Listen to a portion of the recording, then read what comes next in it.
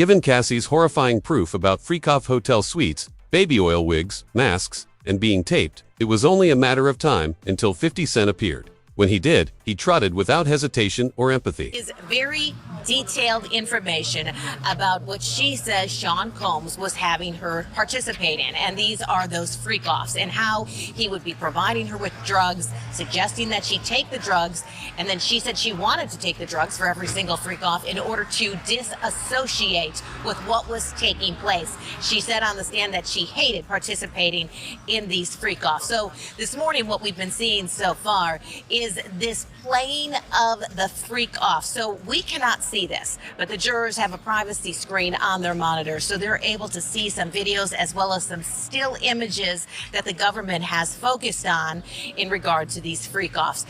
For the testimony, because we do not have cameras inside a federal courtroom, we're bringing it to you and giving you some quotes from what's said inside while Cassie has been on the stand. So she has been talking about how she was detailing how Combs would recover after the freak-offs. They used IV fluids, massages, and chef-prepared meals. She also said that she depended on opiates to make her feel numb, and added she had an ongoing off and on addiction to some of the drugs. So some of the testimony that she has been providing so far, she was also detailing her declining health as a result of the frequent freak-offs. She had stomach issues as well as constant UTIs. Sometimes she had to participate in the freak-offs while infected. So we've heard this theme while she has been on the stand. She was also talking about how at times when she would be in the middle of her freak-offs, she might have to vomit, and then Sean Combs would still force her to 50 was already making jokes online, as though it were a stand-up show. He called himself Diddy Fruit Pop, made fun of his hotel plans, and claimed that the trial was more entertaining than any Netflix program. He even posted images of text messages and clown faces, asking whether Jay-Z still wanted to go out. So as you know, the Diddy trial started today, and Cassie hit the stage, and 50 Cent could not control himself. Now, you know 50 Cent and Diddy have been enemies for the longest, and 50 Cent finds every reason to poke at Diddy. But today, he got so much ammo, it don't make no sense. So, 50 Cent just posted a picture of Sean Diddy Combs' jury selection. It's a bunch of hymns. And he wrote the caption, "I'm not sure if this is fair, but don't worry, be happy." He's a fool. 50, you out of control for that. Then he goes on and posts this picture. "Your Honor, this theory of Cassie kicking Diddy's ass, I'm not buying it." Yo, he's AIing pictures of himself in the court. That's crazy. He also decided to hit him with this. Yo, this guy is out of control. "Diddy said in your mouth, shaking my head." Yo, Diddy. You gotta, then he gonna post this. "Down on your luck?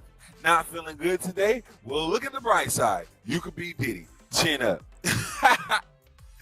So 50 Cent he has unlimited ammunition now, especially considering the fact that this trial might go on, well, who knows. But here's the thing. This trial is more than just celebrity rumors. It's a reckoning, and Cassie is exposing some genuinely horrific things. Beneath the humor, Cassie talked about being videotaped, humiliated, and exploited. 50 Cent isn't just laughing at Diddy, he's tearing apart the entire industry. The idea on the defense side is to say that Cassie Ventura was not coerced into these sexual encounters with male prostitutes under threat of violence or humiliation the way prosecutors describe, but was a willing, even eager participant in the swingers lifestyle that they say Sean Combs led. And there was also some pretty surprising testimony today about Combs' drug use, allegations that he was addicted to opiates and at one point overdosed. What did we learn? Well, this was part of the defense strategy, to concede that he's a drug user. Now, maybe the public didn't know the extent, but the defense was pretty frank that at one point he was addicted to opiates. At one point he flew to Mexico to try what Cassie Ventura called a plant medicine type remedy that's not legal in the United States, that the two together tried just about every drug, MDMA, ecstasy, ketamine, that the night of the now infamous freak-off in 2016 in the Los Angeles Intercontinental Hotel, where an assault was then captured on video, that maybe Combs was high on a bad batch of MDMA. But the idea here, Eva, I think, was to say that the violence from Combs was not to coerce Cassie Ventura into sex. It was the result of drugs, or, in another aspect, was the result of jealousy and her infidelity. Because we also heard today, Eva, about her dating Kid Cudi and about her dating the actor Michael B. Jordan, and how that led to some pretty scary arguments, as Ventura put it, with Sean. When Cassie testified, the courtroom fell silent, with no music or strobe lights. Her voice was steady but deadly, and she described how she had been drugged, trafficked, and forced into strange role-playing sessions with strangers. With Diddy lurking in the background, Dottie built an entire empire on mystery and power, and now it's falling apart in court. The papers, and 50 Cent's Instagram feed. Prosecution's star witness taking the stand, but it was more than that. It was how Cassie took that stand. You could hear a pin drop when those doors opened, and a visibly pregnant Cassie Ventura walking past a man she had not seen in 6.5 years. A man she says violently abused her for a decade. A man the prosecution said trafficked her. Well, she sat across from him, placed her overcoat behind her, turning her body slightly toward the jury, rubbing her pregnant belly throughout her testimony. Diddy, well, he was more fidgety than he was the day before. He was passing notes. He pushed himself away from the defense table and largely sat like that. They never seemed to make eye contact with one another, not even after she was crying about having loved him once and planning and participating in these freak-off sex parties because she feared him and she wanted to make him happy, but feeling worthless, feeling disgusting because she didn't want to do it. Now, with each moment, the testimony became more and more graphic. Her delivery, though, it never changed.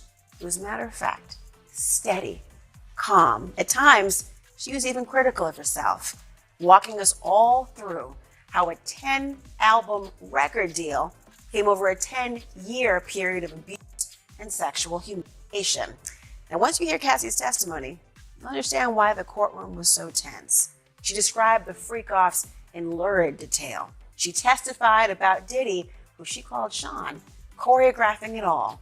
And she explained a pattern of physical abuse that she could not escape. Cassie told the jury about one freak-off at a hotel where Diddy told her to get into an inflatable pool filled with warm baby oil. The prosecutor asked, "What concerns did you have about not getting into the pool with baby oil?" Cassie responded, quote, that, amongst other things, just his temper. If that is something that he wanted, Sean wanted to happen, that was going to happen. There wasn't enough. Around it, there were lights, wigs, cameras, and a twisted music video that no one asked for. He was also watching on his phone while eating popcorn and tweeting every few hours, as though it were a live athletic event. This wasn't an isolated incident. Rather, it was a pattern. What he just said, right? He's like, yo, certain things they let it go by because it's fluff. Like they would look, like he would say stuff, and it's like he wasn't like in the closet, he was like in the hallway. Now you see so much that you go away. No, this was visible. He was in the hallway. We saw the video. We saw that video. It comes out later. You're like, that's not the closet. That's the hallway. He didn't get off out. Like you can tell that he was already. Nah, New Yorkers know. Because when Fab, he was like, yo, Fab, we ain't party. Fab was like, nah, we partying tonight. He's like, no, like, but he didn't party. Yeah. And I'm like, yeah, they let that one go. Like, I had to say something about it later because I was like, oh, it was very. What does it feel like all these years, you being the only one calling this out? I look like I've been the crazy guy for a long They time. said you're a hater. They said You're a you're hater. crazy. You do this, yeah. And now everybody's complaining. My is hurting. This all this shit is coming. 50, you can't make jokes about it. No. The internet might come for you, bro. All I'm saying It is, might come for you. you see it now. All of these complaints. People were damn, they were raped and pillaged. What was going on? Right? And what do I get for that? I went through years of a hater. You're a hater. You want this and that. I'm just watching. Like, I look at things and go, when you see the new lawsuit coming with Jay, the part with Jay, I go, oh, shoot. Like, yeah, I think about it, I go, that had to be there. So when I was saying that he was missing, He just wasn't actively being out there because they was dealing with that. Wait, do you think there's truth to the Jay thing? There's I no don't way. know. Like, look, that was like if you say, I have this thing where I'm conflicted when it takes you 20 years to remember something that happened to you. However, he started making fun of other celebrities as well. He asked why Jay-Z was still with him and then made fun of those who didn't say anything, saying things like you all knew what was going on and you all didn't care until the receipts dropped. Rumor has claimed that Jay-Z participates in Diddy's operations. Judges ruled the woman alleging she was raped by Jay-Z and Sean Diddy Combs can remain anonymous. The woman says both men raped her at a party when she was 13 years old. Jay-Z's legal team had fought to get the case dismissed, arguing his accuser should have to reveal her name, but the judge disagreed. ABC's Morgan Norwood has the latest. A legal victory for the woman who is suing Jay-Z for allegedly raping her when she was 13. A federal judge ruling the woman can proceed with the case while remaining anonymous, at least for now, but the judge also chastising the lawyers representing Jay-Z, accusing them of trying to fast-track the judicial process by repeatedly filing motions to reveal the identity of the Jane Doe to have the case dismissed. The judge writing in a 5-page brief that the Carter's lawyers' relentless filing of combative motions containing inflammatory language and ad hominem attacks is inappropriate, a waste of judicial resources, and a tactic unlikely to benefit his client. The court will not fast-track the judicial process merely because the counsel demands it. This latest legal twist coming after the recently filed civil lawsuit by Jane Doe, claiming that Jay-Z, whose real name is Sean Carter, and P. Diddy, drugged and raped a 13-year-old girl at an after-party after the MTV Music Awards in 2000, while an unnamed celebrity watched. Jay-Z has vehemently denied all the allegations, putting out this statement 2 weeks ago, writing in part, "This is a blackmail attempt." The multi-platinum artist, who was 30 at the time, now a business mogul with decades of hits to his name, with songs like Run This Town. We are, yeah, I said it, we are. This is Rock Nation, pledge your allegiance. His attorneys have denied everything about Jane Doe's account and pointed to some alleged inconsistencies in her story. It's not just that this story is a lie and that it's not true. It's provably, demonstrably false. This never happened. The judge writing that while Jane Doe can remain anonymous for now, she may be required to reveal her identity at a later date to allow Jay-Z's lawyers to collect facts necessary to prepare for trial. Oftentimes, when someone is accused of a crime like this, the accuser doesn't want to be named, and if they are forced to be named, we have seen certain people decide to drop the lawsuit altogether. Morgan Norwood, thank you. And Tony Busby, the lawyer representing Jay-Z and Diddy's accuser, says in a statement to ABC News, quote, "I will say that the coordinated and desperate efforts to attack me as counsel for alleged victims are falling flat. We won't be bullied or intimidated." And we did reach out to Jay-Z and his team, but did not. The most primitive aspect, Diddy hasn't responded once, posted, or whispered. Instead, he's just sitting in court with his arms crossed while the world cheers him on and 50 takes the lead. It seems like a new layer is revealed every day. While Diddy's team is trying to portray everything as convoluted relationships, 50 is making it clear that you're done. Fruit Pop, and everyone is watching you burn. That's why 50 made sure that even though Cassie's remarks shook the courtroom, the world heard them loud and clear. I have something huge coming up, which is a documentary about P. Diddy, Puff Daddy, P. Diddy. Yeah. Did he do it, right? Yeah. You've been heavy on social media talking about it. He did it. And I'm the only one who's been vocal about this long before it actually. Oh, you've been saying this for a long time now. And then no one was, they're just, why is he saying this? And now it's coming out like crazy. But I also didn't participate. I also didn't go to those parties. Yeah. So a lot of the celebrity culture that you don't hear saying anything is because they participated. But was there a reason you never went to those parties back in the day? Obviously, I know what was going on there, but is there a reason you never did? I'm just not with all that freaky shit. Like all of the stuff that he's doing, I'm not into that type of stuff. I'm just a little more, maybe you could say basic or normal. You go into the 90s, and Keith D said they paid him to kill Tupac. Yeah. It's a little, like, you get the craziest accusations. You had TMZ created a docuseries. They went to Tubi, but the series is saying it down. While Diddy played director, selecting the lighting, controlling the camera angles, and even distributing baby oil like lotion in a spa. Cassie claimed that Diddy had a whole checklist. Her nails had to be French-tipped, her body waxed wigs had to be ready, and she occasionally wore masks, stripper heels, and leather. However, this wasn't a fantasy, it was a prison. We're learning about the supplies that were apparently used in the freak-offs. Again, the star witness is Cassandra Ventura. She and Diddy were in a relationship for 10 years. It ended in 2018. Cassie sued Diddy in 2023, and he settled that suit the very next day.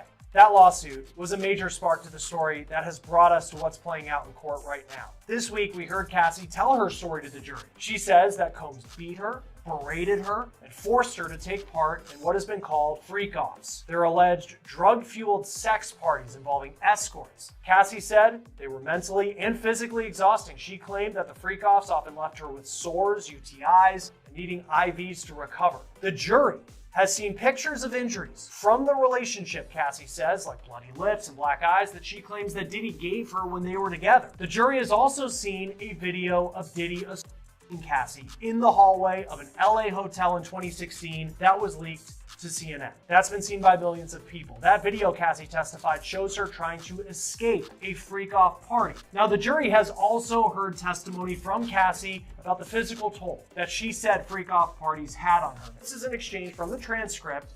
When she was speaking with the prosecution, she said, quote, "Occasionally, I would get sores on my tongue from the freak-offs, for taking drugs, substances, and just friction in my mouth." She says that friction wasn't just from oral sex, but also from having her mouth on things covered with oil and other lubricants. The jury, we know, has seen an image from the freak-offs, but we don't know what that image really looks like. Our reporter, who has been in the courtroom every day, says it was only shown to jurors. It was not shown to those who have been sitting in the gallery. The defense, in its cross-examination, has been having Cassie read dozens of text messages that she and Combs sent to each other during their relationship. Messages like this one, trying to show that she was a willing participant in the freak-offs. Combs asks, quote, "When do you want to freak off, LOL?" And then Cassie replies, "LOL, I am just going up to change and put my ring in. I just picked it up. I'm always ready to freak off, LOL, LOL." The defense is trying to paint Combs and Ventura's relationship as one that was far more loving and consensual than Cassie's testimony presented thus far, and also prove that she wasn't forced to be part of the freak-offs, but she was a willing participant, and beyond that, she often organized them, they say. That she was the one who contacted the escorts often and put these things. As well as 50 Cent, he used all of that to launch a meme war, but the messages made it even worse. According to Cassie's testimony, Diddy would contact her in the middle of the day to inquire if she was ready to perform. If she didn't reply right away, he would get emotionless. One of the messages said, "Who do you want to call tonight?" Diddy often encouraged Cassie to go with other people, even though she wasn't thinking that way. All she wanted was to be with him. Hired strangers to escort a few months back. 50 Cent made some jabs at Diddy, suggesting that Diddy and Jay-Z required drugs to experience female intimacy. Yeah, and that's, of course, makes things much more complicated because usually you try to, in the best case circumstances, you want to keep your personal life and your professional life separate. But here's an instance where it's one and the same. And so now you've got the cycle of violence where you have a violent incident, then I would assume, because that's usually how it goes, the perpetrator, Diddy in this case, would be like, "I'm so sorry, I didn't mean to do it. Oh my gosh, the flowers, the jewelry, all the other things. I really love you. This is never going to happen again." And of course, the survivor, because they are in love with the person, continues in the relationship. And then there's a period of peace. It could be months, it could be weeks, it could be a day. It all varies based on the relationship. And again, over time, that cycle gets tighter and tighter, where more violent events start to happen in a shorter amount of time versus maybe in the beginning of the relationship where there might be a violent incident and then the next one hypothetically could be a month later. So the cycle is basically the violent event, apologies, a honeymoon period, a build-up, and then another violent incident. And so she's been testifying about how he's brutalized her, but then again, you see them out on the red carpet, you see, her with jewelry and cars and all of these things, which is basically kind of like blood contributions, right? Because he's trying to get her to stay with him and obviously not report and not tell everybody his business. And again, a lot of this we saw in terms of the lawsuit, how quickly it settled, because he knew what was all going to come out, and he knew once public started to hear about this, this was going to be very destructive for him. And of course, the law enforcement investigation really took it over the top. So I think this is going to be very much centered on the battered person's experience and having those experts really explain to the lay person. Even though nothing was said, Cassie's testimony was calm, steady, and brutal. She described how Diddy filmed her during sex acts with other men, sometimes watching from a corner and other times directing it like a movie. Every time she felt less like a person and more like a thing that he owned. Another witness, a male escort, backed it up by saying that he was paid thousands to sleep with Cassie while Diddy watched, saying that she looked terrified as if she wasn't there.